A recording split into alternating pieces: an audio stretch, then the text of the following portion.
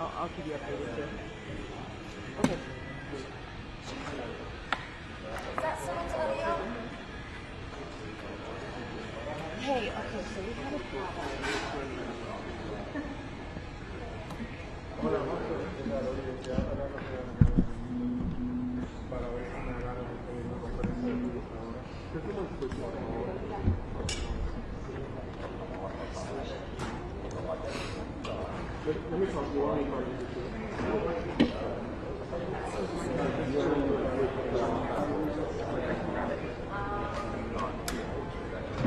Yeah, do you see everything?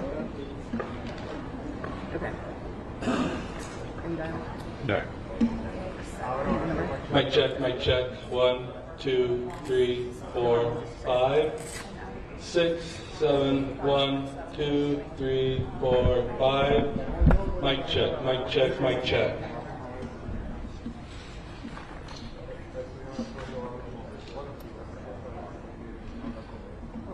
Hi.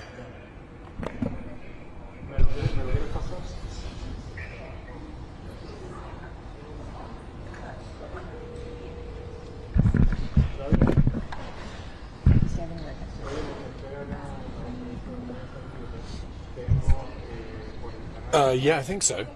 Yeah. Where do you want me, Ken?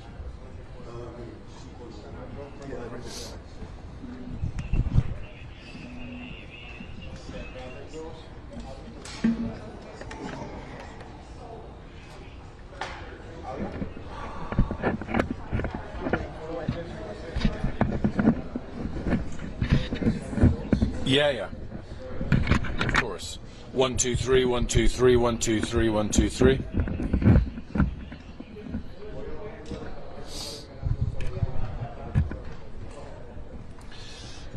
Did they say who was talking?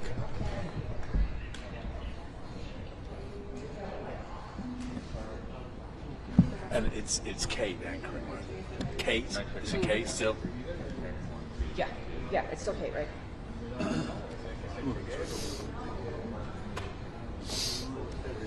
Hey, is Kate throwing to him, right? Or is it Charlie? Mic check, mic check. 1, 2, 3. 1, 2, 3. Mic check, mic check, mic check. And I don't really know anything about 1, this here. 2, 3. Good morning. Good morning. This is a mic check from Orem, Utah. 1, 2, 3, 4, 5, 6, 7, 8, 9, 10. You good? Don't need more. 1, 2. Okay. Mic check. Hello, everybody. Thank you for coming. 1, 2, 3. Mic check. 1, 2, 3. You're welcome.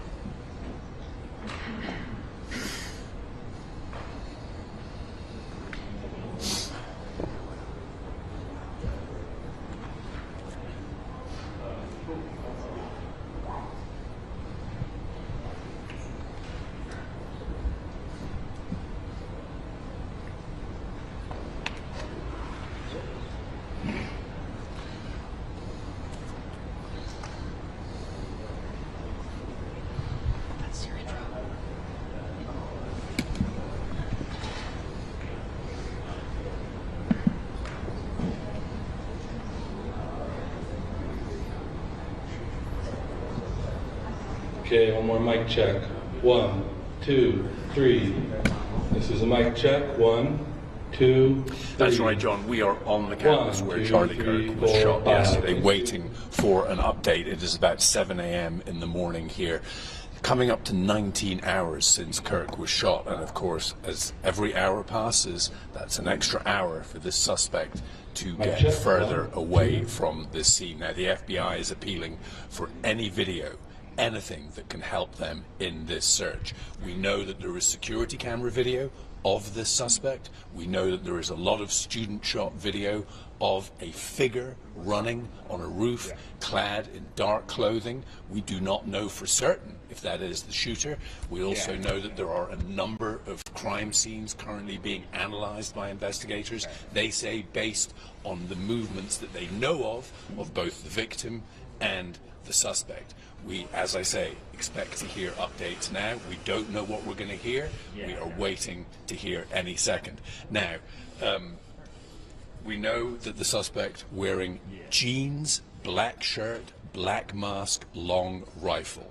That is all we have been told so far, and we believe that the shot was fired from the top of a building here on campus, about 200 yards, a direct line of sight to where Charlie Kirk was sitting under that little easy up tent in the courtyard. We know that there was police activity on the roof of that Losi building.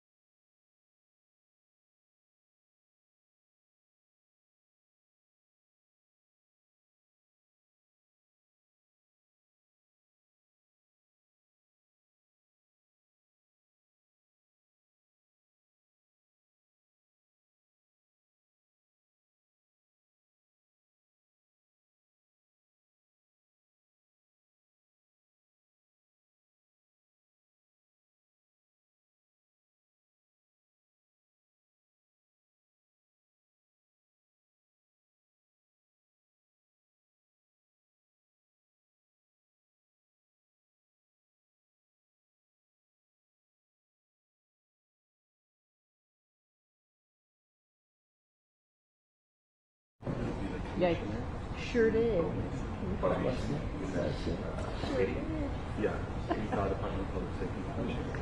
Okay, I'll bet to it. Utah Department of Public Safety. Amazing. Yep. Thank you. Director or Commissioner? Thank you.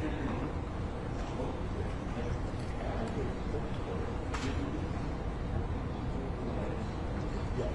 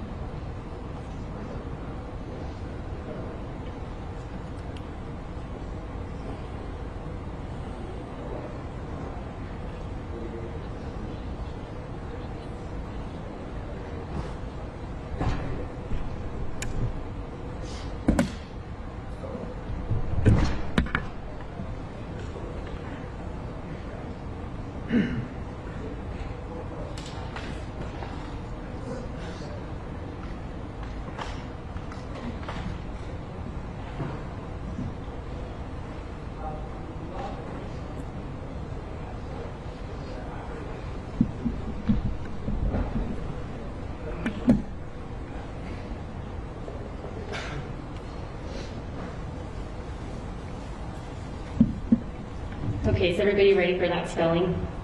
FBI speaker is Special Agent in Charge, Robert Bowles, R-O-B-E-R-T, last name B-O-H-L-S. And then for the Utah Department of Public Safety, we have Commissioner Bo Mason, B-E-A-U, last name M-A-S-O-N. Anyone need me to repeat that? One more time. Robert Bowles, R-O-B-E-R-T, Bowles, B-O-H-L-S, and then Bo Mason, B-E-A-U, Mason, M-A-S-O-N.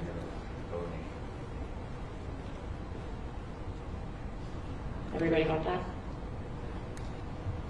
Perfect. Hi everyone, my name is Hillary Kellner. I'm the Communications Director for the Utah Department of Public Safety. Today we will have two speakers, one representing the state of Utah and one representing our federal agencies. They will be providing some updates as well as a recap of what happened here at Utah Valley University yesterday.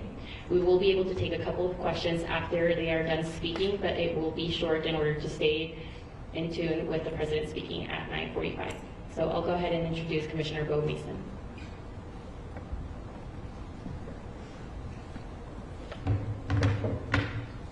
Good morning. I'm Bo Mason, Commissioner for the Utah Department of Public Safety. I'd be remiss if we didn't start off today and recognize the significance of the day. Historically on 9/11, law enforcement has come together as a group to recognize and honor those that sacrificed to preserve the ideals of this country, the freedoms of this country. And instead we find ourselves today hunting a murderer who chose to violate our rights, the rights of an individual within this country. Just to recap yesterday's events, at around 12:20 p.m., political influencer Charlie Kirk was at Utah Valley University participating in a student-sponsored event with Turning Point USA. Charlie was shot at that event. He was transported to a local hospital where he later passed. Last night, his body was moved to the state office of the medical examiner. We will continue to facilitate movements to get him home today and with his family. Yesterday, during the investigative process, we located a couple of persons of interest. We interviewed those individuals, and after releasing them and after clearing them of being suspects, they faced scrutiny, they faced threats. We asked the public to be patient with the investigative process. These individuals were not suspects, they were people of interest. We ask that you do not impose into those people and that investigative process. They don't deserve that harassment for being subject to that. I'd like to thank all the investigators that are involved in this. They have worked around the clock, all day yesterday, through the night last night, investigators from the State Bureau of Investigations, from county, from city agencies, the university, our federal partners with the FBI, the ATF, and many others. Those are just a few of the people that we have involved in this. I'd like to thank all of them for their strong work. Through all that work last night, we were able to make a few breakthroughs. We were able to track the movements of the shooter. Starting at 11:52 a.m., the subject arrived on campus, shortly away from campus. We have tracked his movements onto the campus, through the stairwells, up to the roof, across the roof to a shooting location. After the shooting, we were able to track his movements as he moved to the other side of the building, jumped off of the building, and fled off of the campus and into a neighborhood. Our investigators have worked through those neighborhoods, contacting anybody they can with doorbell cameras, witnesses, and have thoroughly worked through those communities, trying to identify any leads. We do have good video footage of this individual. We are not going to release that at this time. We're working through some technologies and some ways to identify this individual. If we are unsuccessful, we will reach out to you as the media and we will push that publicly to help us identify them. But we're confident in our abilities right now, and we would like to move forward in a manner that keeps everyone safe and moves this process appropriately. Last night I communicated with Erica. The family's devastated. As a Commissioner of Public Safety, as a father, as a husband, I can only imagine what that family's going through. The heinous event that happened yesterday is not Utah. This is not what we're known for. Over the past several weeks, we've seen the state come together to help families in mourning, come together as a community to show what Utah is known for a state of character, of service, of camaraderie, of a neighboring feel. We will not stand for what happened yesterday. We are exhausting every lead. We have every officer invested in this, every investigator, every local agency. The outpouring of support from the law enforcement community has been astounding. We are investing everything we have into this, and we will catch this individual. Having walked through the crime scene, through the hallways of this school, through the classrooms, I can't imagine what the people on scene felt as well. A horrific event where some of them barricaded in classrooms, some of them ran in fear. Can't overstate the tragedy and the horrific event that yesterday was, and how we will work to bring to justice the actions of one individual or any other individuals that assisted in that. Our state has gone through a lot, and we will come out successful. With that, I'll turn the time over to Special Agent Rose. Good morning. My name is Robert Bowles, and I am the Special Agent in charge of the Salt Lake Field Office. Following yesterday's tragic shooting of Charlie Kirk, FBI agents have been working around the clock in coordination with our law enforcement partners. We are and will continue to work nonstop until we find the person that has committed this heinous crime and find out why they did it. This morning I can tell you that we have recovered what we believe is the weapon that was used in yesterday's shooting. It is a high-powered bolt-action rifle. That rifle was recovered in a wooded area where the shooter had fled. So the FBI laboratory will be analyzing this weapon.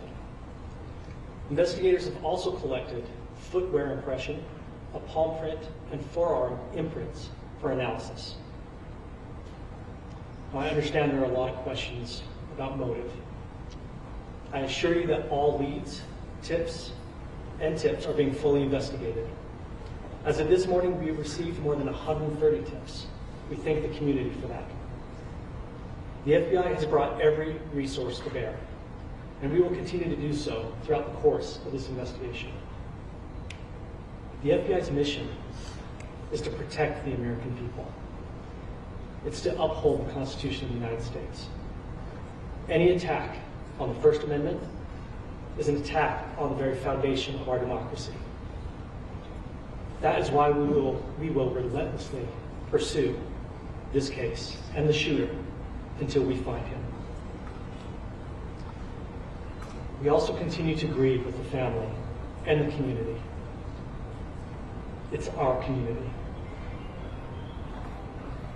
If you have any video or images from the shooting, we ask you to please submit them to our digital media tip website at www.fbi.gov/Utah Valley Shooting. You can also call the FBI at 1-800-CALL-FBI.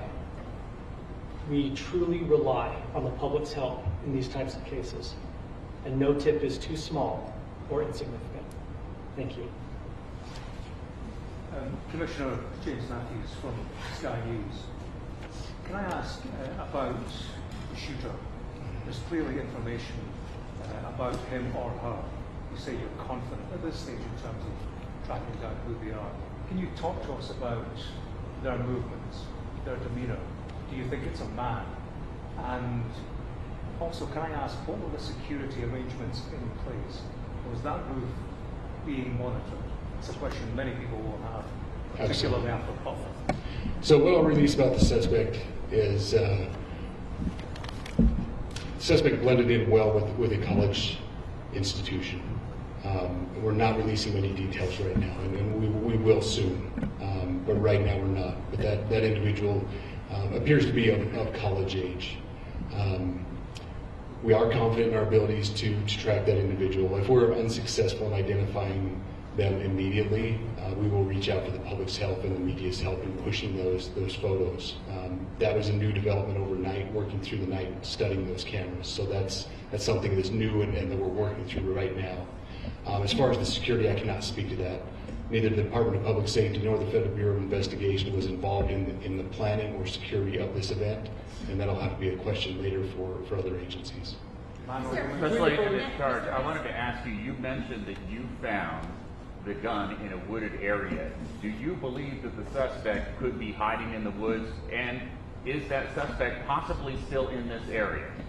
So that's a good question, and it's a question that goes to the safety of the community, right? No, not in those woods. We walked through those woods and secured it. As to the community, I can tell you that this was a targeted event. We don't believe the community is at risk. However, we're exhausting every resource to find him, and we will do so. So on the BBC, from the images you have, can you see clearly the suspect's face? You say he's college age. Do you believe he was from this university? And how far do you think he may have gone in this time span? So I can't comment specifically on his face or any details such as that, as it's continuing to be a part of the investigation, and again, we'll release that shortly. However, we're doing everything we can to find him, and we're not sure how far he has gone yet. And you do believe it's But you have bail? a clear image of his face? We have images of the suspect. So between those images and the gun that you've been able to recover, do you believe you know who this person is, the person that you're looking for at this point? Again, as part of the investigation, we're not releasing any details such as that. Any fingerprints or DNA? We are exhausting all of our resources to be able to collect those, but that's, again, part of the investigation. And How did the suspect get on the the roof? owner of the gun? Excuse me? You said you found the weapon. Have you been able to trace back the owner of that weapon or purchased it? We are working on that, but again, part of the investigation that I can. One last question. Agent Wallace, there's been a lot of turnover at the FBI. Do you think that's impacting the investigation at all? Not at all. We've got complete and total support from everyone from the director on down, and it's been an incredible supportive environment so far. Are tweets like the one yesterday useful though, where we announced that there's a suspect in custody? All I can say is that we're working the investigation the best we have with the environment we're given. So Those are all the questions for right now. Thank you, everybody. Just to clarify, you said he, so do you believe it is him? Okay, great, thank you.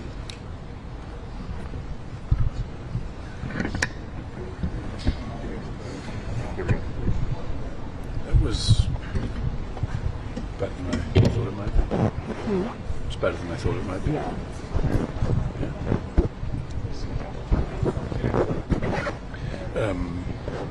What Bye, Jay.